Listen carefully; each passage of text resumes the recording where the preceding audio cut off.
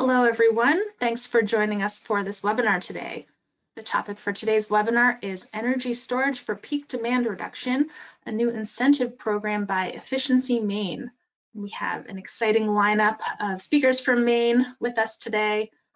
This webinar is being presented by the Clean Energy States Alliance, also known as CESA, and we'll tell you a bit more about speakers and introduce our speakers in just a moment. Before we do that, a few very quick webinar logistics. If you'd like to minimize your webinar control panel, you can do so using the orange arrow that you see circled here. To expand it, you can also click on that orange arrow. One thing you might like to do with your webinar control panel is submit your questions and your comments. We are saving some time at the end of our presentation for a Q&A with the audience, and we'll get to as many questions as we can. So please type those in.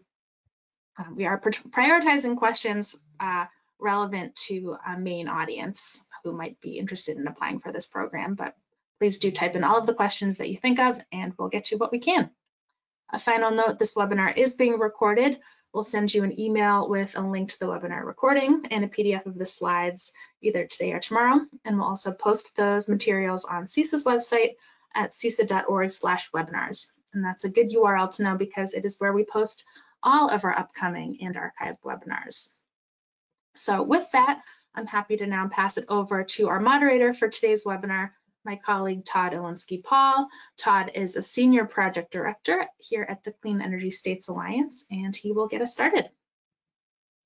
Thank you, Samantha, and welcome everybody to the webinar. I'm going to do a very brief introduction of CESA and our speakers, and then I'm going to hand it over to Jesse, who will actually do the presentation. And then we will come back and address as many of your questions and comments as we can. If you are not familiar with us, Clean Energy States Alliance, we've been around for 20 years. We are a nonprofit. We're located, based in Vermont, but we work across the country.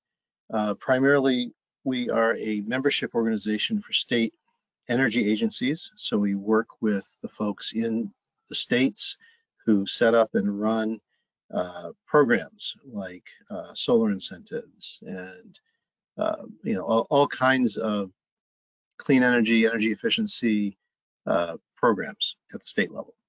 If you could advance the slide, please. And by the way, that was not me in the foreground of that picture. Could have been me 20 years ago. Sadly, it is not. No longer looks like me. Any case, CESA is, as I said, comprised of these state energy agencies. You can see their logos on the screen here. And let's go to the next slide. And I think that brings us to introductions. Yes. So we have with us today Jesse Remillard, Senior Program Manager at Efficiency Maine. He'll be doing the presentation. We have Ryan Collins and Justin Pizzolato, I'm sorry if I pronounced that incorrectly, both from DNV, and consultant that is helping Efficiency Maine to administer this program.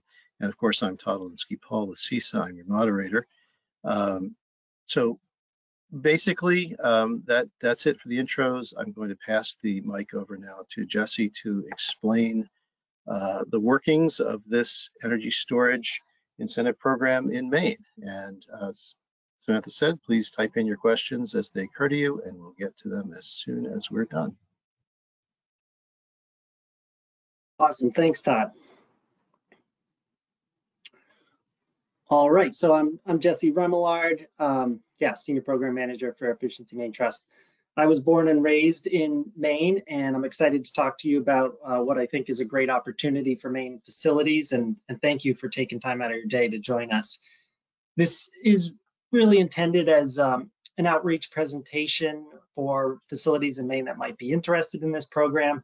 So if you're joining us from out of state, I'm happy to have you here to talk to you a little bit about what we're doing for an energy storage incentive program here in Maine. And if you're joining us from Maine, then I hope you'll find this relevant, and please reach out to us after the webinar if you're interested in pursuing this opportunity.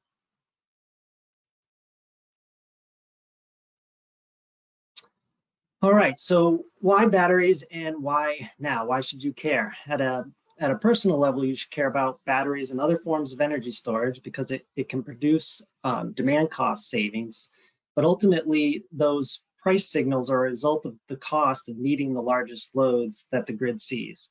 So these relatively short duration peaks are exacerbated by the intermittency of increasing renewables that are contributing to the power generation mix. And we're seeing both state and nationwide emission goals that mean that this intermittency is going to become an increasingly large challenge. Here in Maine, we've seen solar PV arrays popping up all over the state over the last few years, and we're already starting to see the duck curve show up here in the Maine load profile like California has had now for a number of years. So energy storage can help smooth these transitions, and it's also a way to provide a measure of resiliency and backup power at a facility level.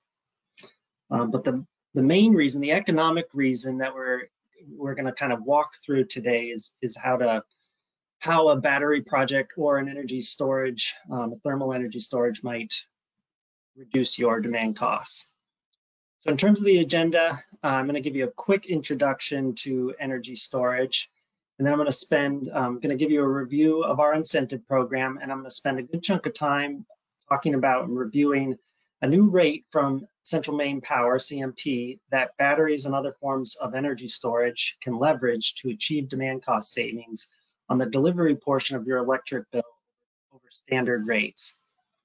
There's often other opportunities for demand cost savings associated to the supply portion of your bill, but I'm not going to get into that today. We're just talking about the delivery portion of your bill from the utility CMP. All right, so a quick review of energy storage. There's a lot of different types and a lot of development happening, especially with battery technology. I see news articles about developments that are happening with different technologies all the time, but the main one that's relevant, main one that's being installed commercially that is mature technology are the lithium chemistries. But of course, thermal storage has been around a long time and is at least one flywheel provider. So the basic metrics that characterize energy storage are the power capacity, or kilowatts, and the energy capacity, kilowatt hours. Knowing both gives you the maximum time that a system can discharge at a given power output. And that discharge time is an important metric. It kind of describes the energy, that with the power describes the energy capacity. Similarly, the cost is characterized both in terms of power and energy capacity, but I would argue that the cost per unit of energy is a more comprehensive measurement for any number of battery modules. That would kind of describe the energy capacity, and they could be arranged in different ways to produce varying levels of power and discharge times, assuming that you've selected an appropriate transformer and inverter. I'll note that the focus of the presentation and the program itself is battery electric energy storage projects, but thermal storage is not precluded from the program or a requirement for this new CMP rate. I'll also note that while the program is called an energy storage program, costs are still high enough for batteries that the applications for energy storage that produce a return on investment are power or demand management type applications. And that's really the focus. That's what we're talking about today, are these demand applications. So in other words, we're talking about clipping the peaks off of a demand profile versus shifting energy from one period of use to another.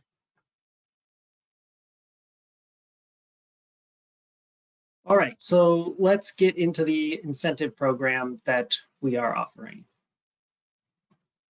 This is a performance-based program that pays $1,000 per kW over a 5-year contract. So that $1,000 per kW would be made as 5 annual payments of $200 per kW at the end of each performance season, where the performance season is the summer months, so we're including June, July, August, and September, and the performance is measured as the average kW reduction over 15 qualifying 3-hour deployments.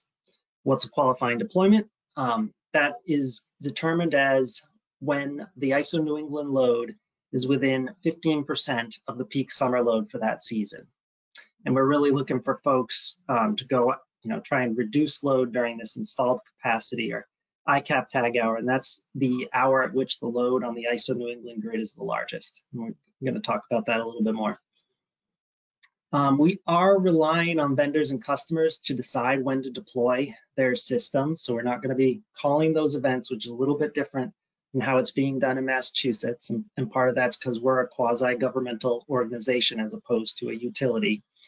So the determination of those qualifying events would be done through a distributed energy resource management platform or business. They would give you that guidance to know when you would find these qualifying events. When is the load going to be highest?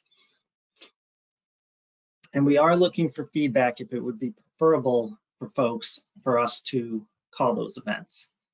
But let's take a closer look at the ISO New England load profile and what would constitute a qualifying event for the program, for the performance reconciliation. So these qualifying events, it's when the load is the highest, it's within 15% of the peak, and they're typically going to be afternoon periods driven by hot weather. And they, should be pretty easy to anticipate based on day-ahead forecasts from ISO New England, which are widely monitored for demand response type programs across New England. Looking at the ISO New England data for 2022, peak load was pretty close to 25 megawatts. It was a little bit less than that. And if we draw a line 15% below that peak load, and I found that there are at least 22 qualifying events or days where an hour out of the day the load exceeded that 15% level. So 22 when we're requiring 15 dispatches, so you'd have 7 extra tries to try and maximize your performance for the reconciliation period, which would be based on those 15 best qualifying performances. At least for 2022, most of these occurred as 2 consecutive stretches of days in late July and early August. You can see those here and then again here.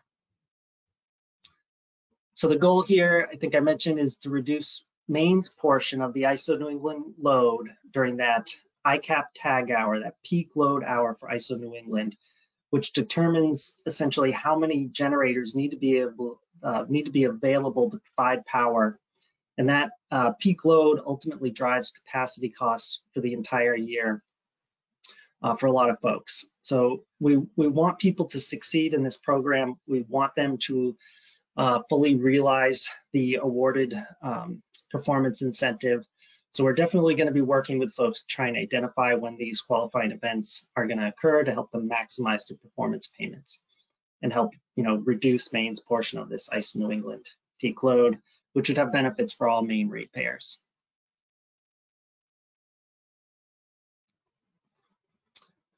Eligibility for the program is broadly defined as any demand metered customer. So could be a university, could just be a commercial building, could be a municipal building, but anyone on an MGS rate class and up. So I'm referring to CMP rate classes, and this would be a medium general service that starts at 20 kW. If you have a load above that and up to 400, you would be on an MGS rate class. If it was above 400, you'd be on an intermediate or an IGS rate class, and if it was above 1 megawatt, you'd be on a LGS or large general service rate class. So anything MGS and up is eligible, but we need behind the meter demand reduction. So this is a behind the meter program.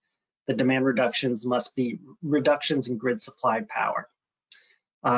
Any system greater than 20 kW is eligible, but awards would be capped at 3 megawatts.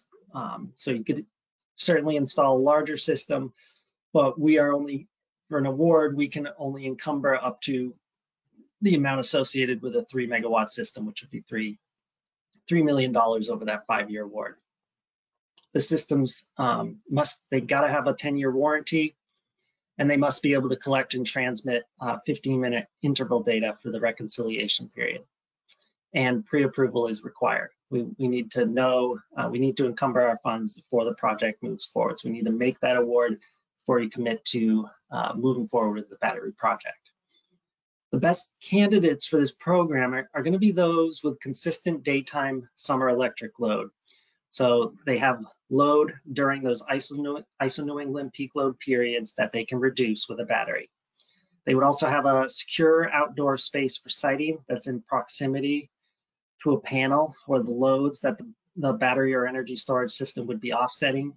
And the facility staff would have a desire for resilience and an openness to these coincident peak rate structures that we're going to talk about in a minute. All right, so how would you proceed? Hopefully I've gotten your interest in the program. We're trying to offer a generous incentive. The first step would be to reach out to an energy storage or battery system vendor, and that they would assess your facility energy loads, the siting, and the interconnection. And if they found that the site was suitable, they would hopefully provide a proposal outlining the scope of work, including the system specifications, the installation plan, and of course the project cost. Most of these battery vendors do offer financing, and there should be options to arrange no upfront costs financing, either through the vendor or through our own CPACE loan program. Besides the project proposal from the vendor and kind of the technical specifications is the financing and project management plan. That's the other half of the incentive application. We want to make awards to folks that have taken steps to prepare to move forward if an award is made. So they have spoken to the people about this that would ultimately give the internal approval to move forward, and they've put a financing plan in place to make this happen, to pay for how are you going to pay for the project, whether it's financed or paid for through capital. So those are the two main components of the application that we'd be looking for. All right, so that's the program. Now I'm going to switch gears here and dig into this coincident peak rate structure, which is new from CMP as of July 1 this year. So that it's called the BCPT, or coincident peak transmission rate. And I'm going to compare it to the standard rates, which are these MGS, IGS, and LGS, the medium, intermediate, large general service rates. Hopefully, most folks are familiar that in New England, we have a deregulated market, which means that you can choose who you buy your energy from. And that means that you have two components of your bill. You have a supply component of your bill and a delivery component, where the delivery is the bill that you get from CMP, and the supply is either the standard offer or the bill that you get from your supplier.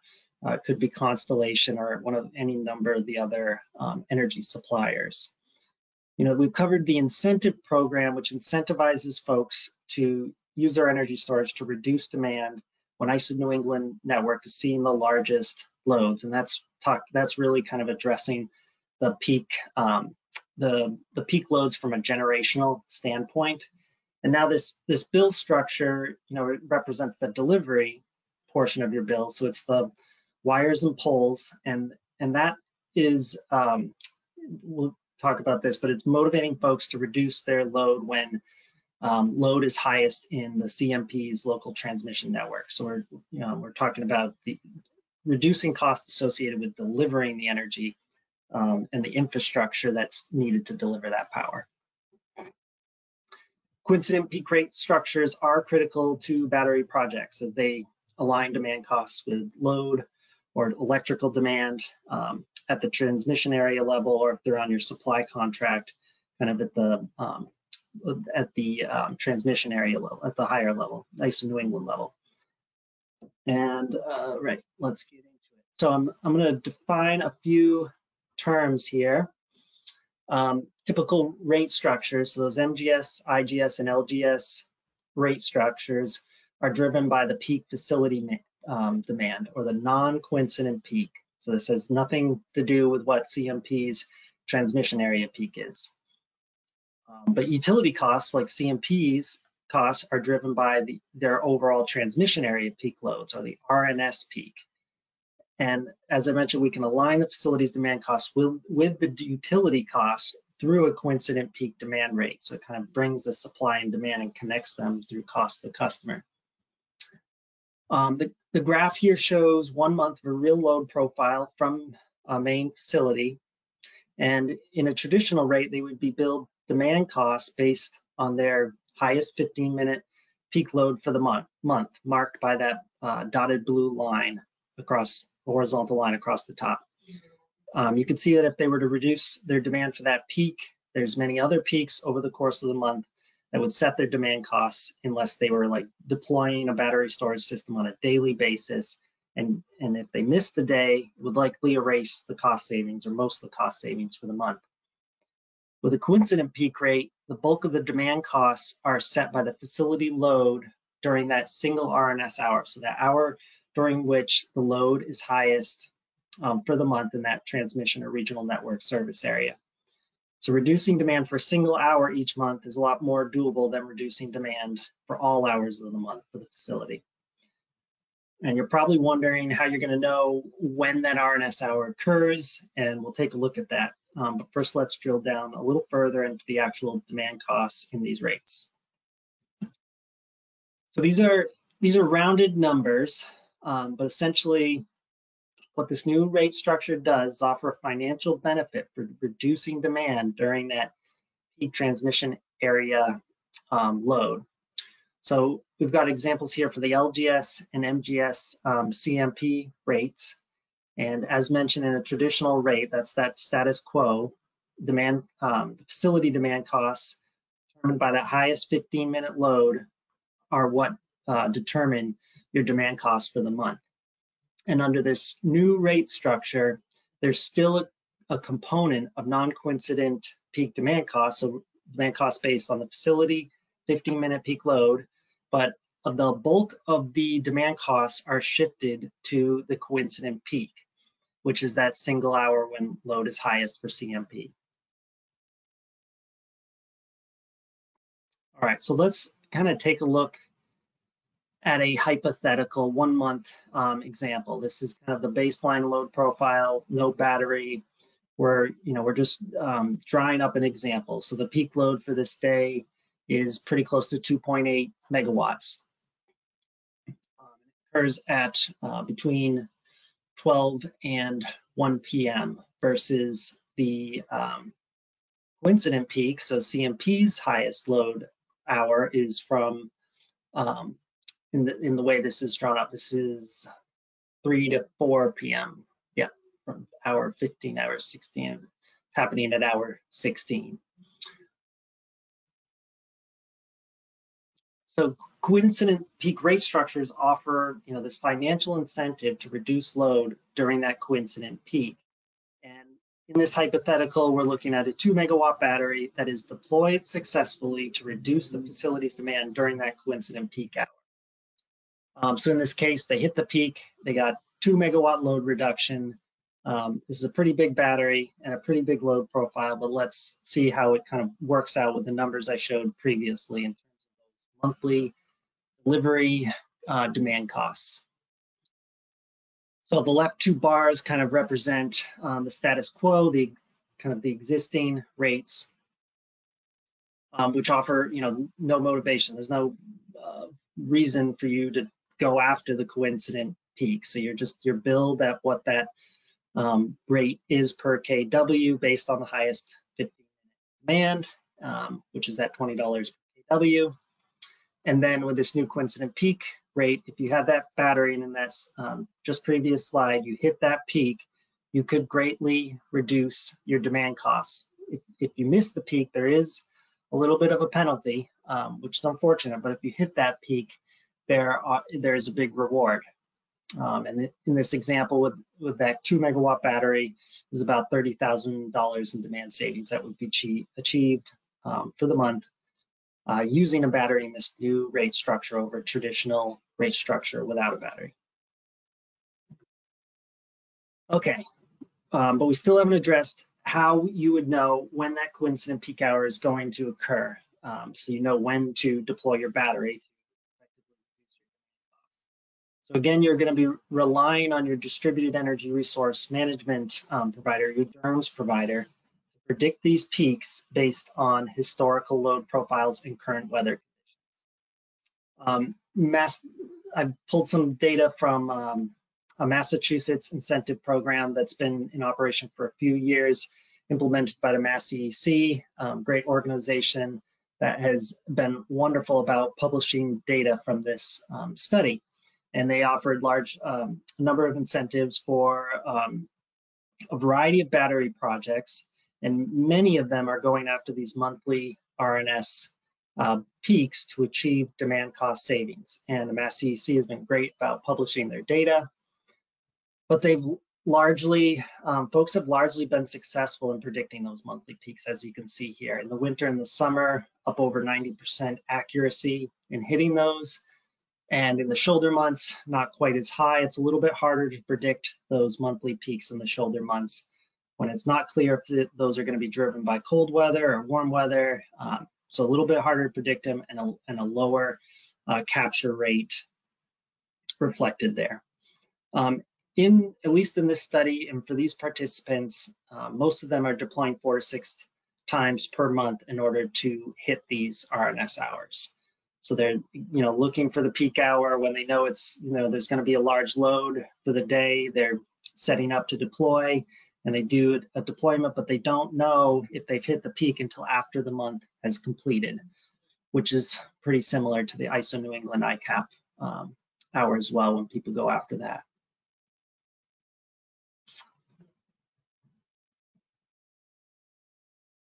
All right, so what about Maine? That was Massachusetts, and Massachusetts customers going after those regional network service area peaks.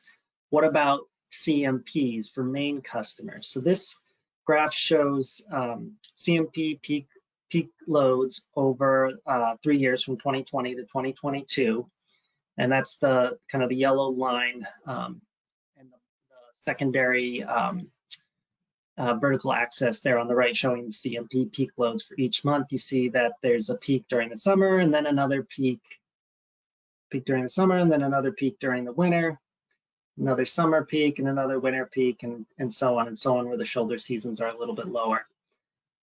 But Maine customers, you're not actually going to care exactly what that CMP peak load is. What you do care is when it occurs.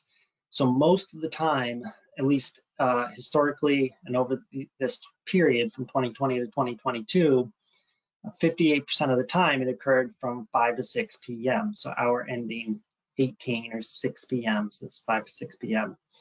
Occasionally it does occur earlier or later. But if you were to deploy for 3 hours from 4 to 7 p.m. on the peak load date for each month, you'd capture the large majority of these peak hours. So it's, it's somewhat consistent in that it usually shows up between, that 5 to 6 p.m. But again, you'd be kind of looking to someone who specializes in modeling and predicting loads to go after these peaks. And this is a new rate structure, so this is somewhat uncharted territory for Maine. We don't have kind of the Mass CEC ACES study kind of broke ground in Massachusetts, and that's kind of what we are hoping to do here in Maine, is to incentivize folks through our program to go after the ISO New England ICAP hour, and then thinking that they will probably be interested in this VCPT rate to lower their demand costs, or hoping that they will at least take a look at this new rate, which we think really helps justify the cost of the batteries. All right, so kind of bringing it all together, I'm showing this hypothetical, which is purely a high-level illustrative example. Please don't hold me to these numbers, but I want to kind of rough out and show you kind of how it could possibly work out in terms of a simple payback. And this is definitely a simplistic calculation, but assuming you had a facility with a peak load per month of around 700 kW, and a coincident load a little bit lower of about 600 kW. So again, that's the load during the RNS hour, the load when the facility load when the load on CMP's network is highest. And you might want to install a 500 kW battery, which you need to have 3-hour dispatch time. So that's going to give you an energy capacity of 1,500 kilowatt hours. And costs vary a lot, but if we throw $750 per kilowatt hour at this, it would cost a little over $1 million to install. Our incentive for this size battery, we would make an award of $1,000 per kW, so you'd be looking at a $500,000 award. And then something I haven't mentioned yet, but the ITC tax credit has been expanded to include battery projects, and that's a 30% tax credit. So that's a pretty big incentive as well that helps cut down the cost of these projects. I'm including that in the simple payback calculation, but between our incentive and the ITC tax credit, you're looking at a net cost of a little less than $300,000. So the bulk of the cost is hopefully being picked up by our incentive and the tax credit, and then you kind of have this leftover cost that you would need to achieve some demand cost savings in order to get a simple payback, in order to get a return on your investment. And I'm applying those rates that I showed in the earlier slide here in this one-line calculation, just applying it over 12 months. This is definitely simplifying things to a great degree. But if you had a 75% hit rate on those monthly RNS hours, you might be able to achieve facility cost savings on the order of $75,000 per year, which would get you down under a 5-year simple payback. So I think there's really pretty good opportunity to get a good return on these projects when you include both the incentive, the tax credit, and use this BCPT or this coincident peak transmission rate over a traditional rate. And that wraps up the presentation.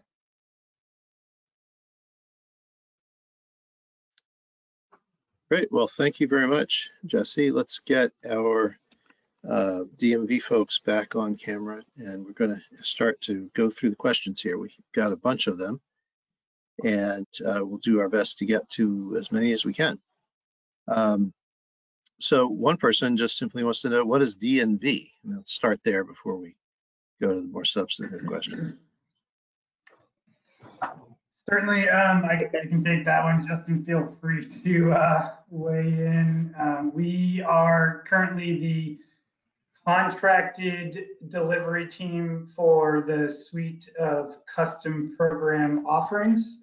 We work directly with Jesse on a day-to-day basis to support applicants in gathering information, validating project energy impacts, and then bringing those projects through to post-inspection and incentive payment. So we really are who are working with the applicants on a day-to-day basis to make sure that the program is remaining active and implemented. Okay, and its relationship to the state efficiency program is as a consultant? We are directly contracted with Efficiency Maine, and the support services contract is for implementing the program. Okay, great. Somebody wants to know, as more and more powerful, I'm reading this question, is quite long. As more and more powerful storms increase disruptions in electrical service, can battery owners in Maine flip a switch to disconnect from the grid and operate independently while utility crews in Maine toil to restore the grid? Because batteries can be resiliency if utilities and regulators allow it. So I guess to make this a little more contextual regarding the topic here, can you sign up for this program and still have your battery use for resilience for your facility? Absolutely. Yeah, we are asking for those 15 deployments each summer. The rest of the year, it's up to you how you'd like to use your battery. You can certainly use it for backup power. I know there has to be some safety infrastructure so that you know, if there's a power outage and they're out there working on the lines, that the battery system isn't energizing those lines. So there's some safety infrastructure that has to be put in place, but that is very doable. And it would, and a good reason to want to install a battery. Of course, it's a small measure of backup power. It's not going to last you, unless you're just running critical loads, you know, it's not going to last you forever.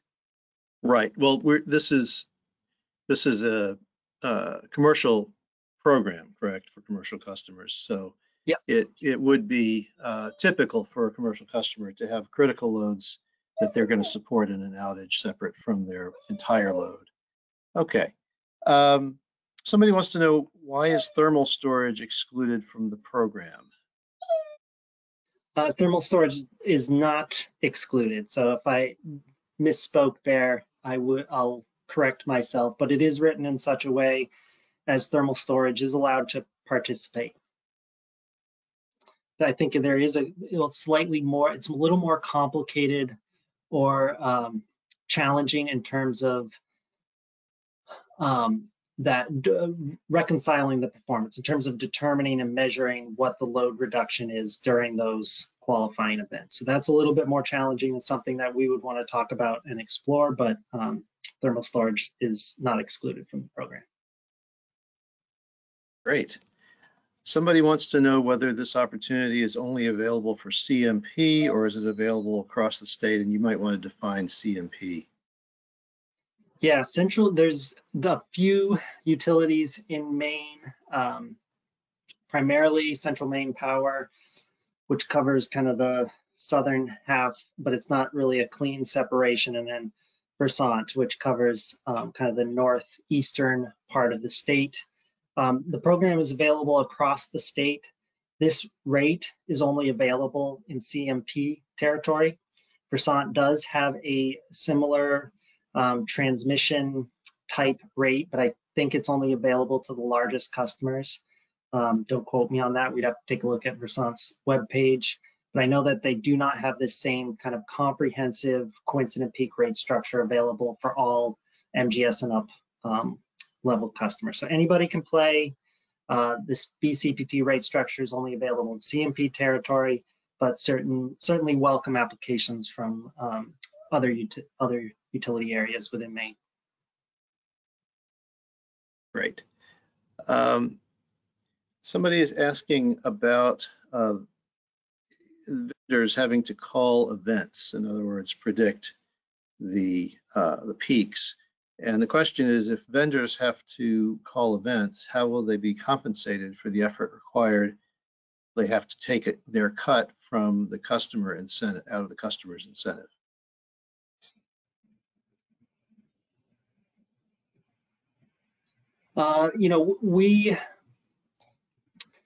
We're offering the performance incentive. We're exploring or kind of investigating if we might call the events for folks, but that does remove some flexibility. So if you're under this BCPT rate structure, you might want the freedom to skip an ISO New England event or deploy a little bit earlier for an RNS peak and go after a different high ISO New England peak load period. So the way we have the program right now, it is up to the customers and the vendors to decide when to deploy. We're offering the $200 per kW for those 15 qualifying deployments. And it's up to the customer and vendor to negotiate kind of how the benefits are split up. Great. Well, I'm related to that, and this is just from my own curiosity. This is a little bit of an unusual way to design a program. And a lot of these programs in other states rely on the utility to call the event. I'm just curious as to, was there any discussion about having the utilities be in that position, or is that, was there any consideration about that?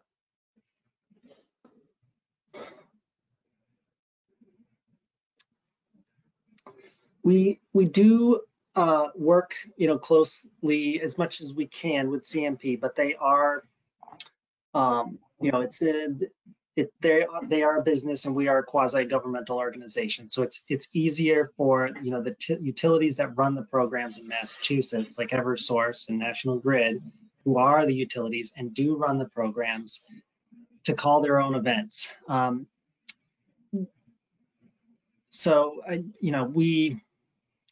We haven't, I don't know that we've kind of looked to CMP for them to call the events for us. I think it probably wouldn't work that way, but what we're going after through the program are those ISO New England peak loads, and then relying on the BCPD rate structure to motivate folks to go after the kind of the local transmission area loads.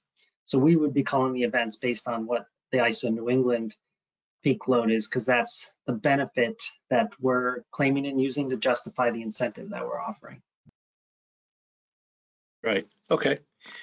Somebody is asking whether you have any vendor recommendations, and I guess this would be along the lines of some kind of vetted list of vendors who qualify or have demonstrated, success in your particular state, maybe have a track record. Yeah, thank you for asking that question. I should have put that in the presentation, but we do have a list of vendors who have expressed interest in developing battery and energy storage projects in Maine. That is listed on the web page, which there is a link to at the beginning of the presentation.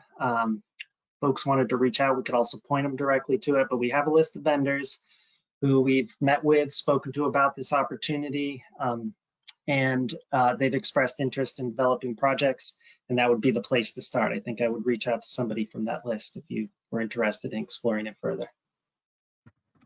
Great. I'm sure that'll be helpful to folks. We're happy to add folks to that list as well. Just FYI, if you want to reach out. If there's vendors on the call who are interested in developing energy storage projects or battery projects in Maine, happy to add those to our list. And who would they contact, or how would they go about applying? They could reach out to any one of the three of us. Okay. Here's an interesting question. Does it matter how the batteries are charged using clean or dirty energy?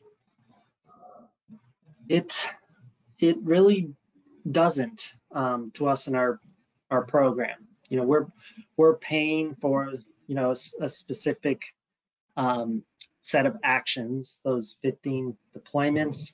How the system is charged is up to the customer to manage that and decide when they would want to charge it. If it were me, I would probably want to trickle charge it over the course of the night, so that was at least prepped and most of the way charged to be ready for a deployment. Should it be needed the following day, but it's up to customers. They can manage it. It's their resource, and vendors to decide how they want to charge the battery. Right. This is an efficiency program. It's not a decarbonization program or something where you would care about whether renewables are being used to charge your. We care, but we're paying. Not that you don't care as a person, but that your program doesn't address. Yes. Yeah. The benefits that we claim that justify the funds that we're using for this initiative are associated with reducing those ISO New England peak loads, which are when there's the most cost and often kind of the dirtiest energy being used. So I would hope there would be some emissions benefits if you were charging from the grid during periods of lower load, but that's not the justification for the funds that we have here. Right. Yeah. And there is a lot of interest right now in using these kinds of programs to start to displace peakers, fossil fuel peaker plants, which do tend to be quite dirty and inefficient because of the way that they operate, and quite costly. And actually, there's a question about that. Somebody wants to know how much total peaker production using gas is eliminated with this program. I don't expect that we have an answer for that, but I'm throwing it out there just in case. Yeah, it's a really interesting question. I would like to know the answer to that, but I do not know off the top of my head. probably something we should look into. It might be something that we quantify once we actually have some projects up and running. It would be nice to know, you know, when you go and you buy a high efficiency appliance and it says, you know, using this for a year is like taking, you know, 150 cars off the road or whatever. It would be nice to have some idea, I would think. Okay, I'm not sure I completely understand this question, but it has to do with performance measurement. And the person says, you mentioned average kilowatt reduction. Does that mean the kilowatt reduction is compared to a non-qualifying event, or is it measured in terms of kilowatts dispatched from the battery during the 3-hour event window? I think what they're asking here is whether you are somehow benchmarking and comparing, or whether you're just measuring the battery output. We are primarily looking at the battery output. We want to see what the battery is doing. You know, we can only claim reductions in behind the meter, so reductions in grid supplied power. But the data, that 15-minute interval data that we need would be from the battery itself. And then, you know, ideally we would need some baseline data for the incentive application, and that would kind of, there might be some verification in terms of, are you exporting power onto the grid? Is that part of your qualifying deployment, or is it fully behind the meter, which is what we are looking to fund, because those are the benefits that we can claim. Can't claim benefits when it's exported onto the grid and kind of relies on the net metering, still relies on the transmission and distribution grid. Okay. Hopefully that answers the question, but if it doesn't, you certainly reach it. There were a couple of questions having to do with the same kind of thing. Is there a baseline methodology, or are you measuring at the asset level whatever's getting discharged during the event? I think you pretty much addressed it. We're measuring it at the asset level over the course of the performance season. Okay. Somebody wants to know, is there a cost to participate in the incentive program? No, just the time and energy to put kind of the application together. No buy-in cost, just the time and energy to develop the project and kind of get a vendor to give you a proposal, and somebody's got to champion it and take lead to develop project, get that proposal from the vendor, figure out who's going to be the point of contact for the project and how you're going to finance it or pay for the project, but no application fee. We're happy to kind of have direct conversations with folks if they're interested in moving this forward. So yeah, no cost to participate. We're always trying to help folks as much as we can. That actually raises a question I had. I don't think existing batteries or other storage devices are allowed, right, in this program. It has to be new at the time of enrollment. And this is trying to get why is that? Because there currently aren't kind of that many batteries in Maine that I'm not really aware of any commercial level batteries. So what we're trying to do is both incentivize this behavior. It's not out of the realm of possibility that we would continue to offer this program, but for existing battery storage or energy storage projects. So it's not off the table that, when your 5-year commitment ends, this program is still available, but maybe at a lower rate for kind of existing facilities to participate. But what's the program currently offers, it's an incentive program to try and get more batteries or larger scale energy storage systems installed, which are minimal at best currently. So if you have a battery project currently that's over 20 kW and you're interested in going after these ICE New England peak load periods, we'd love to hear from you. Okay, great. Somebody wants to know, this is another one that I'm not sure I entirely understand. It says, can we participate in the program incentive demand response without enrolling in the coincident peak rate structure?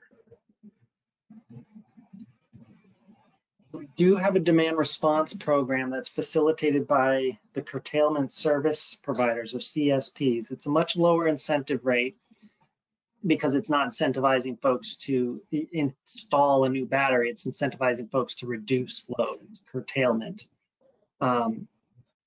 And the question was, so you're not required to use the BCPT rate structure to participate in the program. Certainly not. Do you think that addresses the question, Todd? Did I capture that?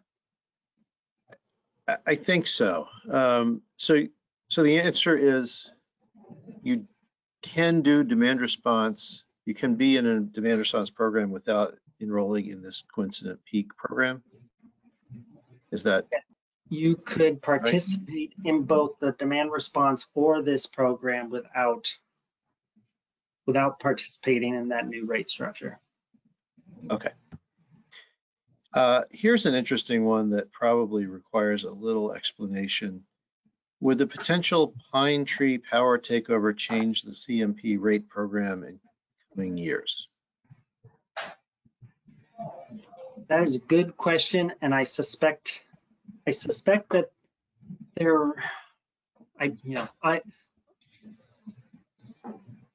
it's not something that I can speak to very well, and I would be hypothetical only. You know, this is if that ballot measure passes. I suspect there probably would be changes to the rate structure, but I really am not in a position to know what the impacts are in terms of rates for customers. So it's a good question. I don't know that anybody knows the answer yet. It probably would have to be figured out after the fact if the ballot measure passes. Okay. We have a few questions about sizing.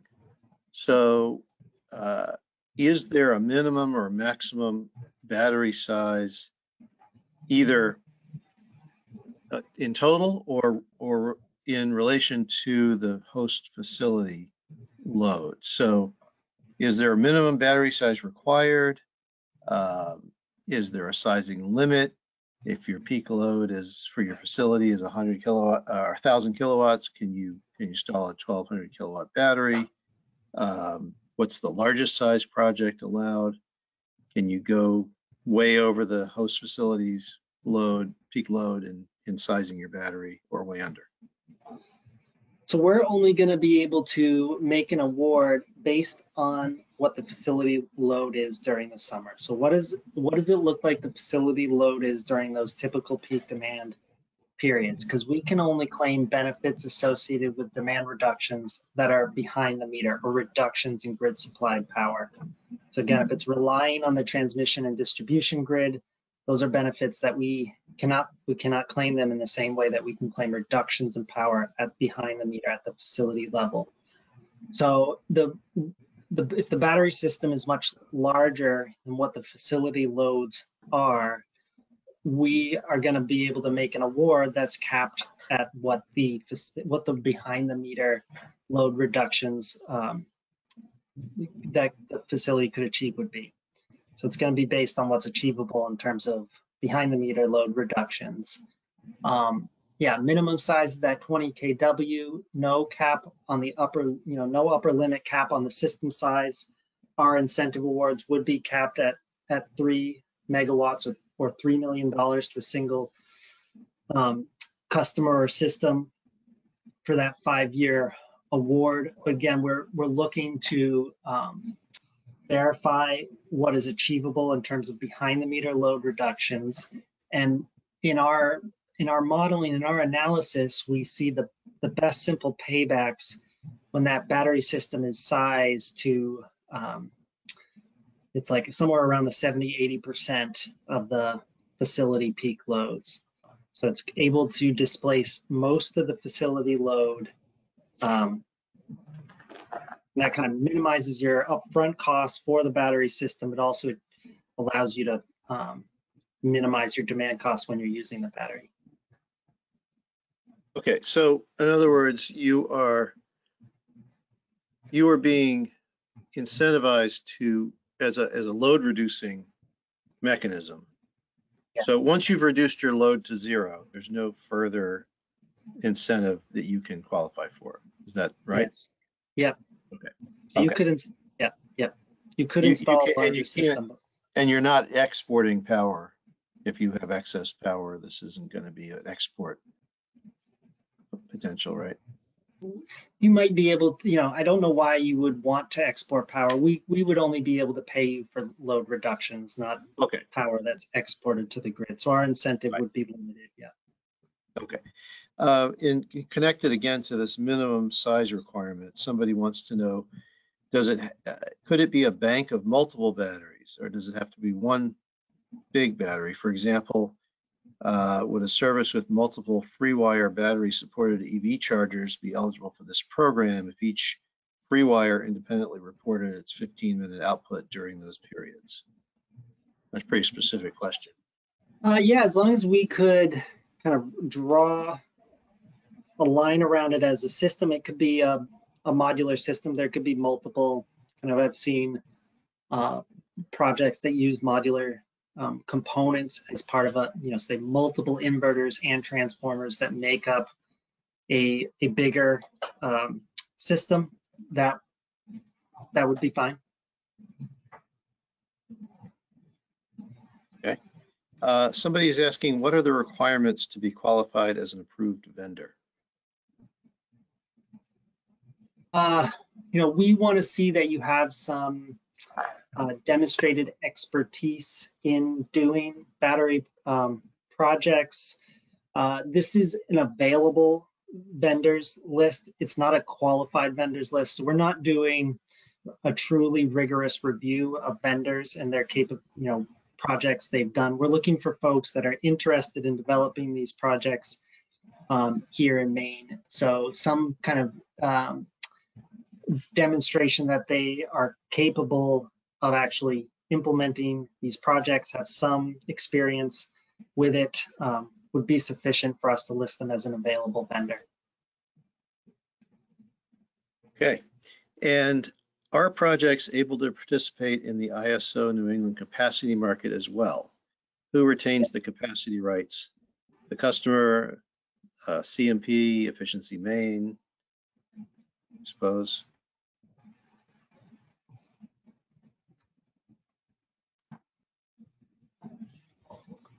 I might want to follow up with this person about the capacity rights. For our traditional distributed generation program, we do claim the capacity rights because we do function as an aggregator and bid into the forward capacity market, all our demand reductions, and they get evaluated, but we report that data to ISO New England, and we get we generate some revenue by doing that, by focusing as a aggregator. For most folks, it is not going to be, the benefits are not going to outweigh the costs to try and bid into the ISO New England capacity market. I don't believe into that forward capacity market. And yeah, I would want to take a closer look at this. I don't think we are claiming the capacity rights under this project, but it might be something that we would want to talk about. Okay. Well, unfortunately, we are out of time. We do have a number of good questions remaining that we didn't have a chance to get to, and I apologize for that. If you want, we can provide the speakers with those questions, and you can do with them as you will. If you feel like answering them, we would be happy to send those answers out to the people who registered for the webinar at whatever later date, or you could post them or individually respond to people if you prefer. But unfortunately, we have to close. So thank you so much to our speakers. We have some upcoming events that. Thank you both. Thank you all. And Samantha, we have some upcoming events to talk about. We do. So on October 10th, we have a webinar that you, Todd, are hosting on domestic lithium, what the U.S. government is doing to increase supply. And then we just rescheduled this webinar for November 1st. NYSERDA's State Energy Financing Fund and DOE's Loan Programs Office financing clean energy at the state level. So that'll be an interesting case study about New York's work with the DOE LPO office. So two storage-related webinars there, or one storage-related webinar, one financing webinar, perhaps of interest to many of you. Hope you can attend. Again, like I said at the beginning of the webinar, this was recorded.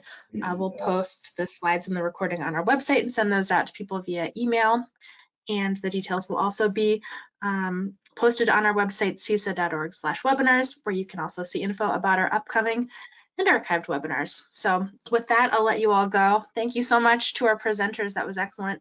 And thanks to everyone who attended and asked so many great questions. We hope to see you at the next one. Bye. Thanks, everyone. Bye-bye.